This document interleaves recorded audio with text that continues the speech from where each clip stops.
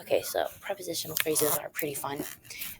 They show the object, well, they show basically a relationship of the item wherever it is. So we have a preposition and we have an object of a preposition. And modifiers, I guess, would be hobby, describing shop. So I'm always going to be looking for an object of the preposition, which is going to be a noun. So let me scroll down here. I'm going to find the prepositions and I'm going to find the prepositional phrases. I'm going to do the opposite of these directions.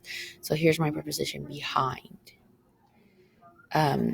To the Citizens Committee, to is my preposition. For a stamp, for is my preposition.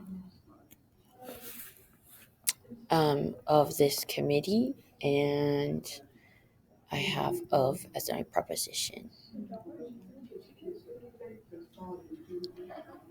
For a new design, for is your preposition. By the committee, by is a preposition. To the Postmaster General, to is your preposition. Without the approval of these two parties, without is my preposition and of is my preposition.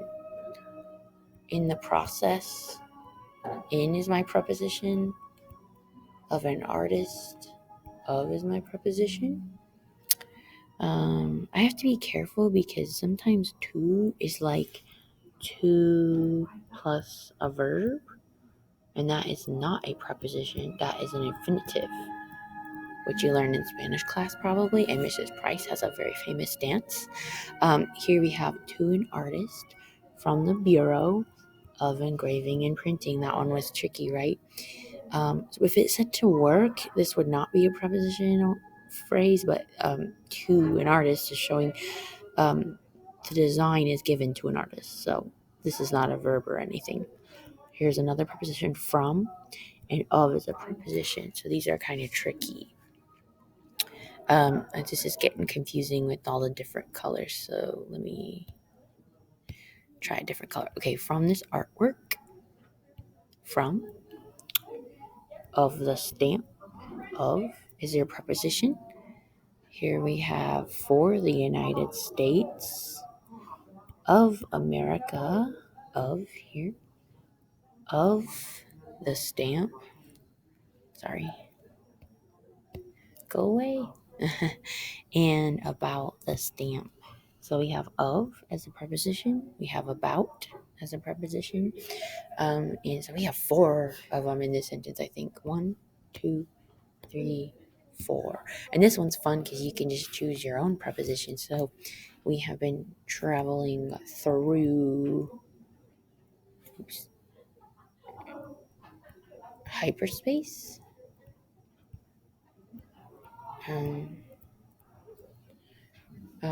Which around the Milky Way, maybe. I'm gonna put 2 because I'm fancy. We had finally reached the state line of Arkansas or of Georgia. It's getting cold here, so I'd like to go somewhere warm. Let's see, blank, we were ready for lunch. Well, if you're like me, after breakfast, I'm ready for lunch.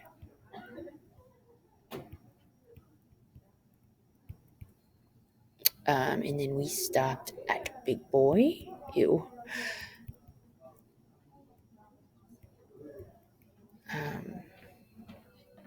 At the state line.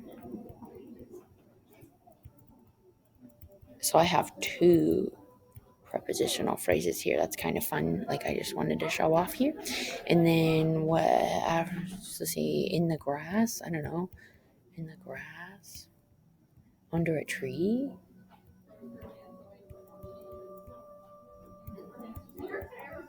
We were quite comfortable. So those are really fun. I love doing those. I'm going to leave her with a game you guys can play. See who's the best at finding these. They're pretty fun. Subordinate clauses. Let me check on my time here. Oops.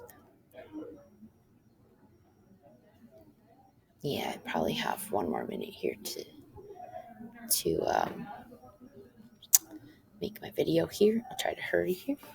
But I want to find an adjective clause, an adverb clause, a noun clause. They all fall under the category of a subordinate clause. It means it can't stand alone, also known as a dependent clause. So, who's an award-winning novelist? This is kind of like the last one. Oh, well, Sherman Alexie. He is a great author. He's a noun, so I think this one's an adjective clause. Until the sunset. That's showing me time, right? What did you do till the sunset? You waited. That's a verb. This one's an adverb clause. And then is this pizza? Sometimes when I'm not sure and it starts with one of these relative pronouns, I know it's going to be a noun clause, and that's kind of tricky. So first I check for the noun clause. Step 1. Is it a noun clause? Okay. First I'm going to find them all. Okay. First thing, after he had read several books about the island, where he would stay there. Oh, there's a relative pronoun right there. I see one. Another one is so he called her. That can't stand alone. Let's see, what else cannot stand alone? Anyone who shows. For this one, that he would use on the island. For this one, gosh, so that he would remember everything. Because I could say he made a supply list, and that can stand alone. That could burn several types of fuel.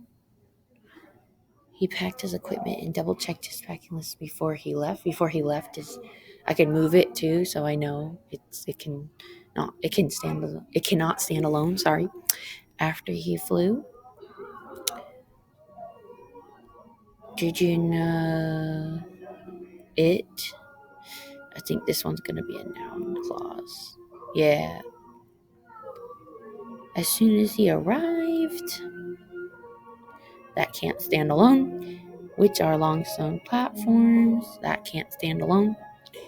Because he was curious about the statues, can't stand alone. Let's see, subordinate clauses, which, where he set up his camp. I messed up. I'm allowed to mess up. Let me see. Yeah, change color too. Okay. I think this one's a noun clause. Yeah, it was the campground. Yeah. I shouldn't find those now. Sorry. That's a relative pronoun though. While he studied the statues, when the sun came up each morning, for this one, he was pleased. I think that's your subordinate clause about it. Yeah, and then this one and that one. Okay, so in the next video, I'll show you how to tell the difference. But I check for noun clauses first, and then I check for adjective, adverb. I know that one's showing time, so immediately I'm looking for the verb of the sentence, right? To discuss. So just remember, we did practice this one before, but all this is really hard, and either you're really good at this part of grammar or you're not. But I can assure you can make a lot of money still not knowing what these things are. We just need to know them for 9th grade and 10th grade. And for the final, I asked Mrs. Rickert the other day, do you know what an adverb clause is? Do you know what a gerund is? And she did not know. So I'm pretty sure she makes the big bucks too. So have no fear. If you don't get it, it's just going to take a lot of practice. It's like math, All right. Thank you. And I'll make another video after this.